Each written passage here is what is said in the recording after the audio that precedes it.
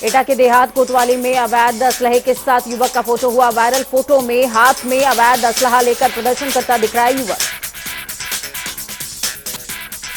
फतेहपुर के ललौली थाना क्षेत्र में चेकिंग के दौरान पुलिस को मिली बड़ी सफलता। 2 गांजा तस्कर गिरफ्तार। तस्करों के पास से लगभग 1 करोड़ का गांजा बरामद। विशाखापट्टनम से गांजा लाकर कई राज्यों में किया करते थे सप्लाई। कानपुर देहात में मातम में बदली खुशियां। मजदूर की संदिग्ध परिस्थितियों में छत से गिरने से हुई मौत। फैक्ट्री के उद्घाटन समारोह के दौरान हुई है घटना। परिजनों ने फैक्ट्री के बाहर शव रखकर किया हंगामा। बांदा के अतर्रा थाना क्षेत्र में मां ने अपने सौतेली बेटे पर लगाए बलात्कार के आरोप। जायदाद के चक्कर में मां बेटे के बीच चल रहा था काफी पुराना विवाद। सौतेली मां की शिकायती पत्र पर पुलिस ने दर्ज किया मुकदमा। आगरा में एसबीआई बैंक के सामने कांग्रेसियों ने किया जोरदार प्रदर्शन। अडानी की कंपनियों में निवेश करने का किया विरोध। लगाए मोदी मुर्दाबाद के नारे। प्रदर्शन के दौरान कांग्रेस कार्यकर्ताओं और पुलिस के बीच में हुई गर्मागर्मी।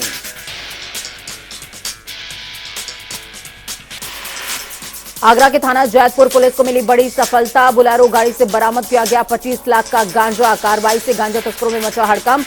पुलिस के खुफिया तंत्र ने दी थी जानकारी। हरिद्वार पुलिस ने गैंगस्टर अमरदीप चौधरी हत्याकांड का किया खुलासा। आपसी विवाद बना हत्या की वजह। पुलिस ने हत्याकांड में शामिल तीनों अभियुक्त दबोचे। आरोपियों के निजी आवास में हुई है ये घटना।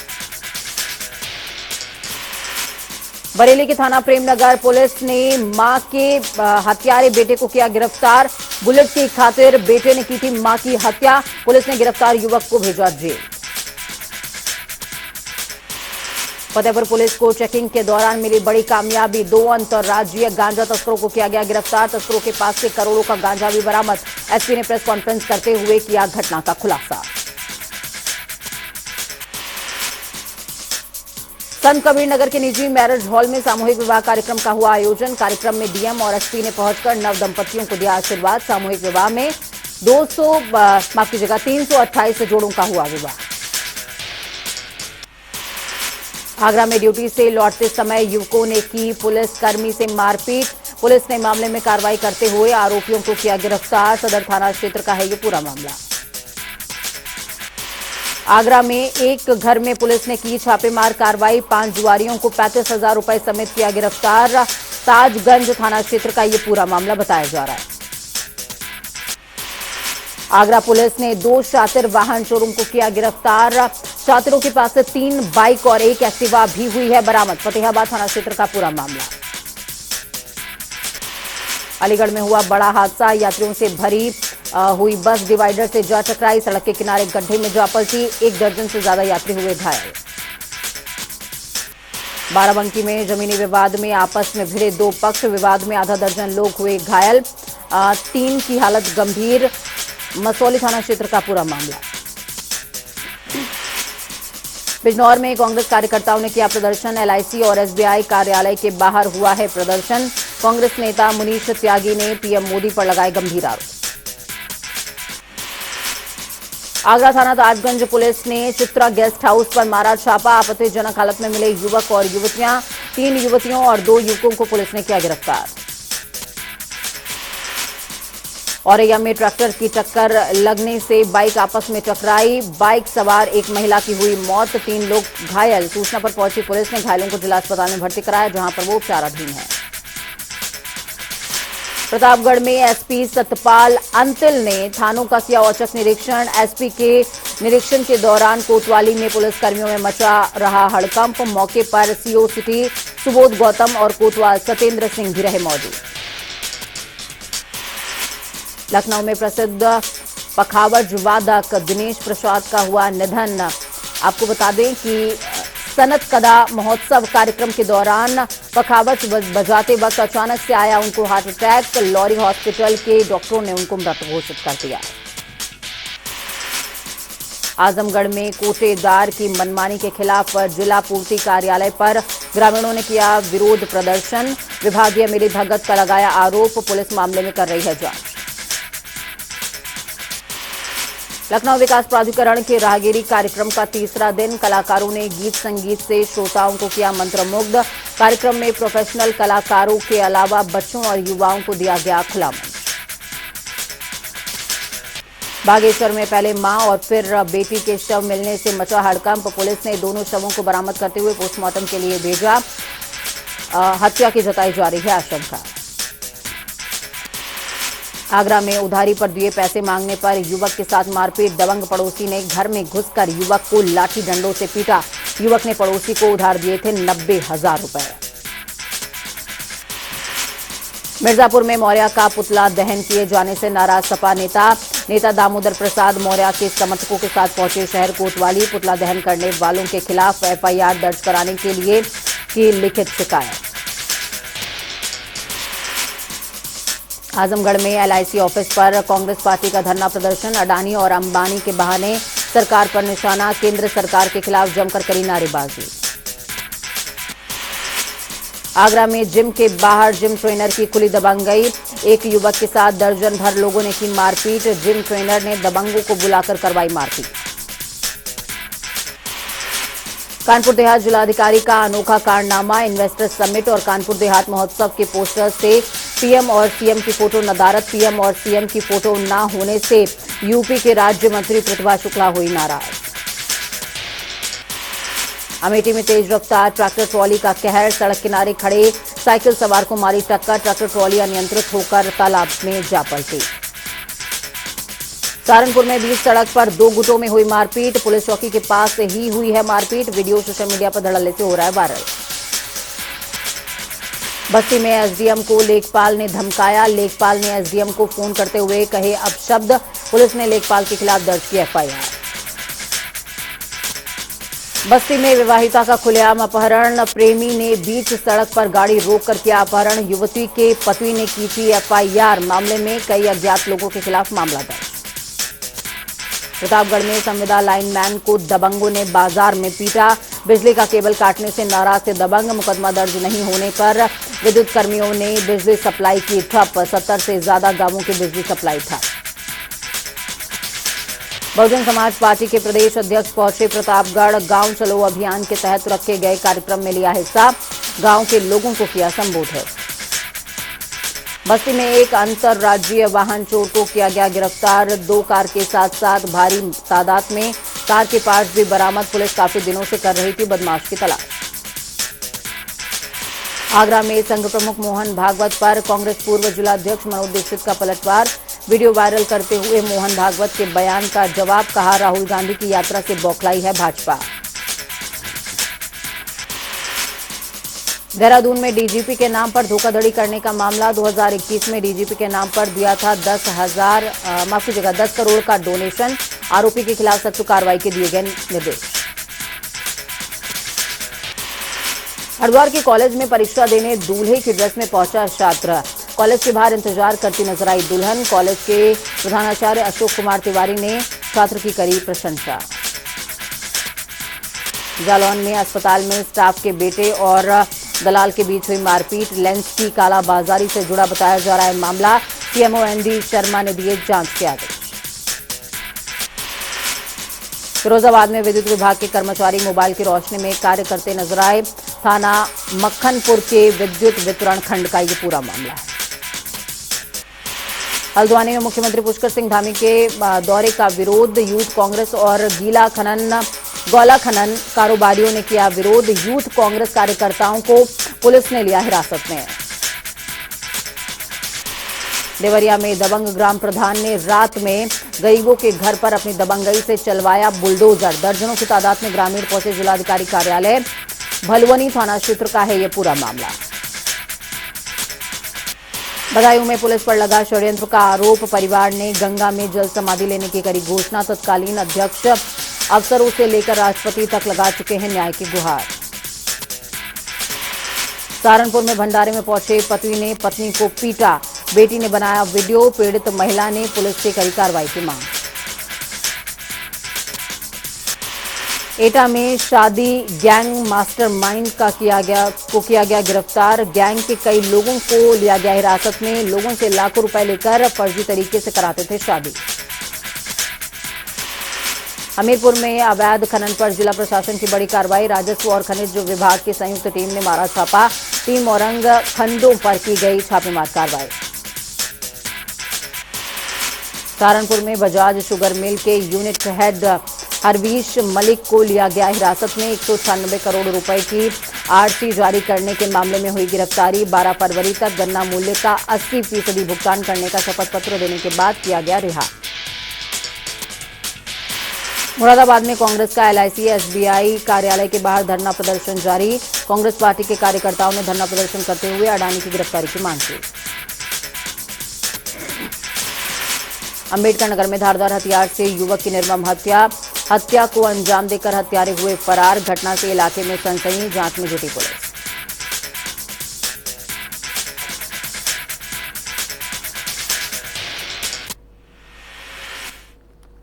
बड़ी खबर, अहम जानकारी आपको दे रहे हैं। हल्द्वानी से बड़ी खबर सामने आ रही है। इस वक्त की बड़ी और अहम जानकारी, हल्द्वानी दौरे पर सीएम धामी पहुंचे हुए हैं। सीएम धामी ने बड़ी घोषणा इस दौरान करी है। अंतर्राष्ट्रीय स्तर का चिड़ियाघर हल्द्वानी में बनेगा। सरकार चिड़ियाघर के लिए बजट भी जारी करेगी। ड्रग फ्री के लिए सरकार लगातार काम कर रही है।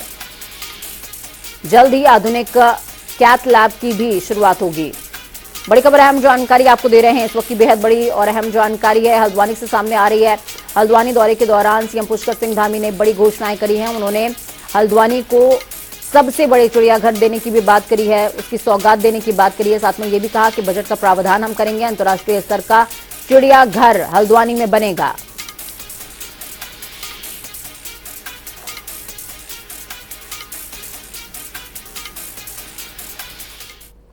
हल्द्वानी से एक और बड़ी खबर, अहम जानकारी सामने आ रही है। बनभूलपुरा को लेकर के रेलवे अतिक्रमण का मामला है। रेलवे अतिक्रमण पर सुप्रीम कोर्ट में सुनवाई हुई है। 2 मई को मामले में अगली सुनवाई होगी। बड़ी खबर, अहम जानकारी आपको दे रहे हैं। रेलवे ने 8 हफ्ते का समय मांगा है। रेलवे ने जवाब दाखिल करने के लिए 8 हफ्ते का समय मांगा है। बड़ी खबर, अहम जानकारी इस वक्त आपको बता रहे हैं। हल्द्वानी का बनभूलपुरा जो राष्ट्रीय स्तर पर बड़ा मुद्दा बना था, 2 मई को अब मामले की अगली सुनवाई होगी। इस खबर पर ज्यादा जानकारी के लिए योगेश शर्मा जुड़ गए फोन लाइन पर। योगेश, क्या कुछ अपडेट है? बनभूलपुरा का मामला एक बार फिर से सामने आया, जिसमें सुप्रीम कोर्ट ने जब जवाब मांगा है रेलवे विभाग से, तो 8 हफ्ते का समय मांगा है रेलवे विभाग ने।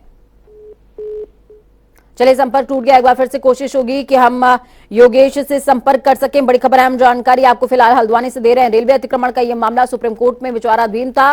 सुप्रीम कोर्ट के स्टे के बाद ही रेलवे के बुलडोजर रुके थे, वरना बताया जा रहा था कि कई हजारों लोगों की आबादी जो है बेघर होने की कगार पर थी। लेकिन सुप्रीम कोर्ट के विचार के बाद, सुप्रीम कोर्ट के संज्ञान के बाद ही मामले में कुछ हद तक स्थिरता आई थी। अब सुप्रीम कोर्ट ने जब जवाब मांगा है तो 8 हफ्ते का समय रेलवे विभाग ने सुप्रीम कोर्ट से मांगा है। योगेश जुड़े हुए हैं हमारे साथ में। योगेश, क्या कुछ अपडेट है? बनभूलपुरा मामले में रेलवे ने 8 हफ्ते का समय मांगा है।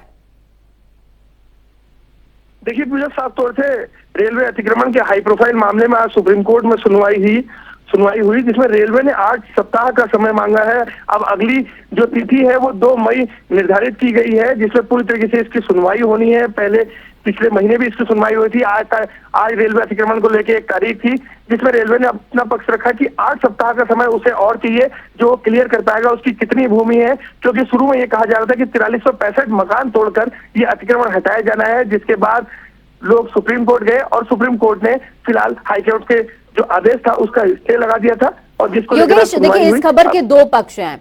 एक पक्ष है जो वहां पर रिहायशी लोग हैं, उनका पक्ष है। वो कह रहे हैं कि हमारे पास मकान से जुड़े तमाम जो डॉक्यूमेंट्स हैं वो मौजूद हैं और आप कैसे अवैध बता रहे हो। निगम ने उनको वहां पर बिजली सप्लाई दे रखी है, इलेक्ट्रिसिटी सप्लाई है, साथ में सरकारी स्कूल भी वहां पर बने हुए थे। अब जाकर रेलवे विभाग कह रहा है कि हम 8 हफ्ते का समय मांग रहे हैं। अगर 8 हफ्ते का समय वो अब मांग रहे हैं तो किस बिहाव पर वो इतनी त्वरित कार्रवाई करने पर आमादा थे? ऐसे में ये भी सवाल उठता है।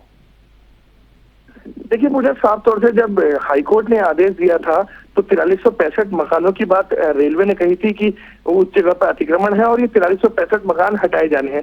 जो सुप्रीम कोर्ट मामला गया वहां से एक बार दोबारा सीमांकन सर्वे का आदेश हुए थे सीमांकन सर्वे जो किया गया वो सीमांकन सर्वे अभी पूरा नहीं हो पाया है, क्योंकि वन विभाग और रेलवे को कुछ और दस्तावेज पेश करने हैं, जिसको लेकर प्रशासन ने भी ये कहा है कि ये दस्तावेज जब पूरी तरीके से आ जाएंगे उसके बाद ये स्पष्ट हो पाएगा कि रेलवे की आखिर कितनी जमीन है, और बाकी बची जो जमीन है वहाँ, चाहे वो राजस्व की हो, नगर निगम की हो या वन भूमि की हो, उसका सीमांकन जब पूरा कर लिया जाए उसके बाद ये स्पष्ट हो पाएगा कि कितनी भूमि में कितने मकान जो है जो अतिक्रमण किए गए हैं जिनको ध्वस्त किया जाना है। चलिए, बहुत शुक्रिया योगेश, हमारे साथ जुड़ने के लिए, अहम जानकारी ग्राउंड जीरो से साझा करने के लिए। बनभूलपुरा मामला सुप्रीम कोर्ट में आज फिर से इस पर सुनवाई होनी थी। जिरा चली है। जिरा के बाद रेलवे जो पक्ष था उसने 8 हफ्तों का समय फिलहाल अभी मांगा है, और इसके बाद जो तारीख सुनिश्चित हुई है वो है 2 मई। तो 2 मई को रेलवे विभाग अपना जवाब पेश करने वाला है। खबरों में आगे बढ़ते हैं। डिप्टी सीएम ब्रजेश पाठक मिर्जापुर के राजगढ़ ब्लॉक के धनसीरिया स्कूल पहुंचे हुए थे, जहां पर डिप्टी सीएम ने स्कूल गांव में बने गौशाला और धान क्रय केंद्रों का निरीक्षण किया। साथ ही आपको ये भी बता दें कि इसके बाद डिप्टी सीएम ब्रजेश पाठक ने मां विंध्यवासिनी के दर्शन पूजन किए और जनप्रतिनिधियों से मुलाकात करते हुए अधिकारियों के साथ विकास परियोजनाओं की समीक्षा भी की है।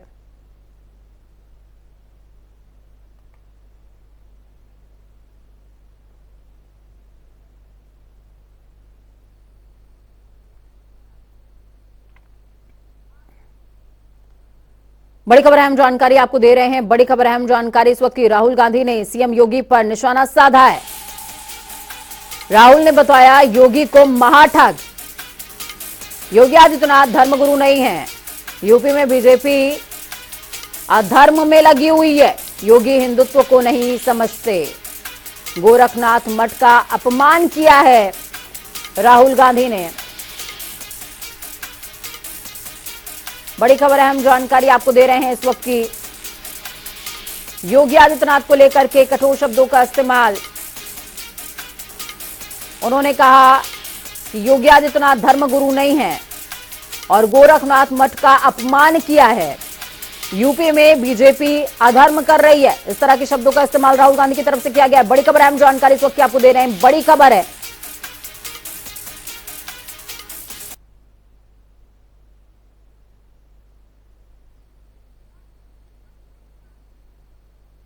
अनूप जुड़े हुए हैं ग्राउंड जीरो से हमारे साथ में लाइव। अनूप, देखिए एक बार फिर से धर्म अधर्म की सियासत शुरू हो चुकी है और अब इसमें बड़ा नाम सामने आ गया है। भारत जोड़ो यात्रा से लौटने के बाद राहुल गांधी बड़े बड़े नेताओं को, प्रधानमंत्री को, विपक्ष को निशाने पर ले रहे हैं। अब उसमें नाम एक और जुड़ गया है, योगी आदित्यनाथ का। योगी आदित्यनाथ पर निशाना साधा। उन्होंने कहा धर्मगुरु वर्मगुरु नहीं है और यूपी के अंदर अधर्म का खेला चल रहा है पूरा। देखिए पूजा, बहुत बड़ी हालांकि खबर है। मुख्यमंत्री योगी आदित्यनाथ पर पहले राहुल गांधी हैं जिन्होंने अधर्म का आरोप लगाया। हालांकि अभी तक कोई बड़ा नेता इस तरीके से मुख्यमंत्री योगी आदित्यनाथ के बारे में नहीं कहा है।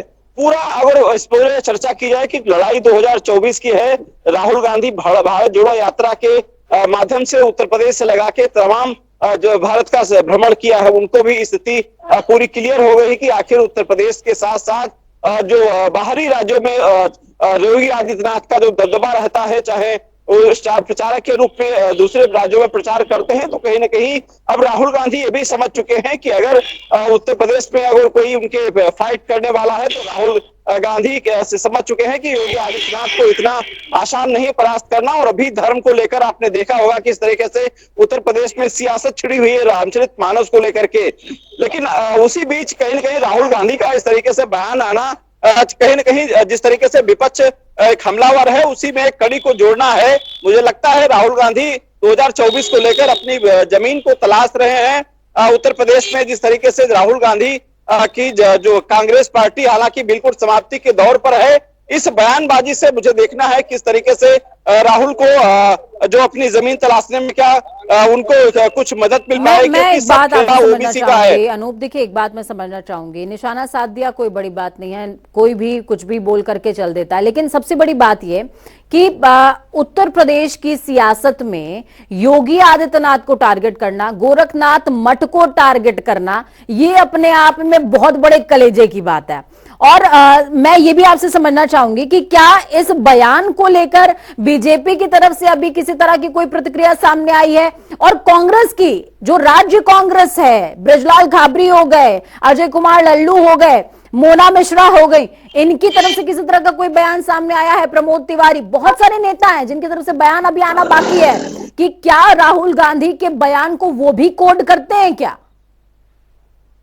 देखिए, अगर भाजपा प्रवक्ताओं की बात करें या बड़े नेता मंत्रियों की बात करें, हालांकि ये उनका कहना है कि जो गोरख मठ है ये एक आस्था का केंद्र है।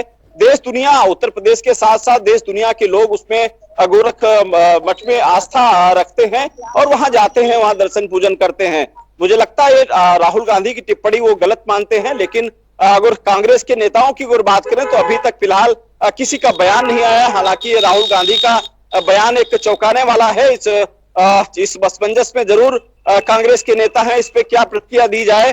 फिलहाल पार्टी लाइन से क्लियर होने के बाद ही इस पे जो नेता है, प्रवक्ता, इस पे बोल पाएंगे। लेकिन इतना जरूर है पूजा, इस राहुल गांधी के बयान ने एक बार फिर से धार्मिक मुद्दे को लेकर एक उछाल आ गई है। अभी आपने देखा किस तरीके से समाजवादी पार्टी ने के जो बड़े नेता कहे जाने समाजवादी पार्टी के मंत्री स्वामी प्रसाद मौर्य ने रामचरितमानस पर टिप्पणी की थी। हालांकि अब उसी में एक कड़ी और जुड़ चुकी है। अब देखना ये होगा कि इस धार्मिक राजनीति से एक बात और आपसे समझना चाहूंगी। देखिए, जिस तरीके की बयानबाजी लगातार हो रही है, पहले विपक्षी नेता जो थे वो लगातार विकास की बातें किया करते थे, विकास को लेकर के निशाना साधा करते थे, लेकिन अब निशाने पर धर्म है। क्या वो इस बात को समझ गए हैं कि 24 की वैतरणी अगर उत्तर प्रदेश में 80 सीटों की पार करनी है तो धर्म का सहारा लेना पड़ेगा, इस पक्ष को छोड़ नहीं सकते हैं?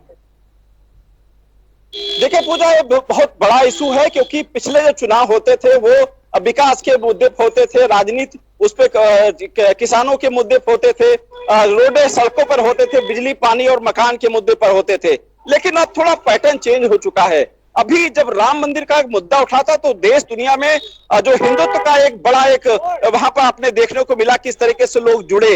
मुझे लगता है राजनीति में अब उसका समय आ चुका है कि अब जो राजनीति भी कहीं ना कहीं धर्म के माध्यम से होगी, लोगों के आस्था से होगी, क्योंकि आस्था तो की जो लोगों को जोड़ती है। राम मंदिर का मुद्दा आपने देखा कि किसने दुनिया को उसने एक माले में पिरो दिया, सारा विपक्ष खत्म हो गया। तो मुझे लगता है अब राजनीतिक नेता जो हैं वो भी मानते हैं कि धर्म से अगर राजनीति करोगे तो तभी लोगों को एक किया जा सकता है, तभी लोगों को एकजुट किया जा सकता है, वो चाहे ओबीसी के जो वोटर्स हो या फिर जो ठाकुर ब्राह्मण हो। तो वही राजनीति मुझे लगता है राहुल गांधी एक बार फिर से उन्होंने पासा पलटा है और समाजवादी पार्टी के सुर में सुर मिला रहे हैं। अब देखना होगा पूजा की 2024 में क्या ये आस्था की जो राजनीति है क्या कुछ वोट में परिवर्तित हो पाएगी। फिलहाल ये 2024 का चुनाव परिणाम ही बताएगा। बहुत शुक्रिया अनूप हमारे साथ जुड़ने के लिए, अहम जानकारी ग्राउंड जीरो से साझा करने के लिए। तो उत्तर प्रदेश के अंदर इसको मिल रही है, लेकिन ये धार क्या 24 के परिणाम काट पाएगी, ये अपने आप में देखने वाली बात होगी। बड़ी खबर अहम जानकारी सामने आ रही है राजधानी लखनऊ से। अलाया अपार्टमेंट से जुड़ी हुई बड़ी खबर है। मामले के मुख्य आरोपी को हाईकोर्ट से बड़ी राहत मिल गई है। हाईकोर्ट ने फहद याजदानी की गिरफ्तारी पर रोक लगा दी है। बड़ी खबर अहम जानकारी आपको दे रहे हैं। अलाया हादसे में 3 लोगों की मौत हुई थी। वीडियो शेयर करते हुए फहद ने खुद को निर्दोष बताया है। बड़ी खबर अहम जानकारी आपको दे रहे हैं। हाईकोर्ट ने फिलहाल जो गिरफ्तारी है उस पर स्टे लगा दिया है। इस वक्त की बेहद बड़ी खबर है। जिस तरीके से अलाया अपार्टमेंट धड़ाम हुआ था और 3 लोगों की मौत हुई थी, लगातार फहद याजदानी और याजदान बिल्डर्स घिरते नजर आ रहे थे।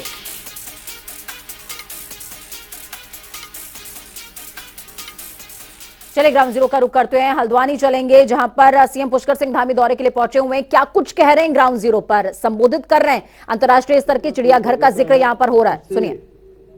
छुटकारा पाने के लिए हमने 2025 तक, जब हमारा राज्य 25 साल का होगा, रजत जयंती वर्ष होगा, 25 साल में जब हम रजत जयंती वर्ष मना रहे होंगे, तब तक हम ड्रग्स फ्री देवभूमि का जो हमने संकल्प लिया है उस पर हम काम कर रहे हैं। इसमें हमको सभी का सहयोग चाहिए। पिछले दिनों में देहरादून की जेल में जाकर भी हमने इस अभियान को चलाने का काम किया है, क्योंकि बहुत सारे लोग जो नशे की जद में आ जाते हैं, उनको कानून की गिरफ्त में आकर वो जेल में जाते हैं। और जेल में जाने के बाद भी वो और ज्यादा खराब कंडीशन में चले जाते हैं। उनके माध्यम से हमारे समाज के सभी प्रबुद्ध लोगों के माध्यम से हमारी पुलिस भी लगातार इस दिशा में काम कर रही है, प्रशासन के लोग भी कर रहे हैं, सरकार के लोग भी काम कर रहे हैं और इस नशे को छुड़ाने में हम सब लोग अपना सहयोग प्रदान करें। इसलिए मैं हल्द्वानी में एक नशा मुक्ति के केंद्र की स्थापना की जाएगी, इसकी भी मैं घोषणा करता हूं। हमारे इस कुमाऊं क्षेत्र के सबसे बड़े मेडिकल कॉलेज के राजकीय सुशीला तिवारी अस्पताल को स्वास्थ्य के क्षेत्र में सुविधा संपन्न करने के लिए चिकित्सालय में आधुनिक कैथ लैब की इसकी स्थापना करवाई जाएगी, जिससे पूरे हमारे कुमाऊं क्षेत्र के साथ साथ आसपास के क्षेत्र के हृदय रोगियों को भी सस्ते में इस इलाज की सुविधा प्राप्त होगी।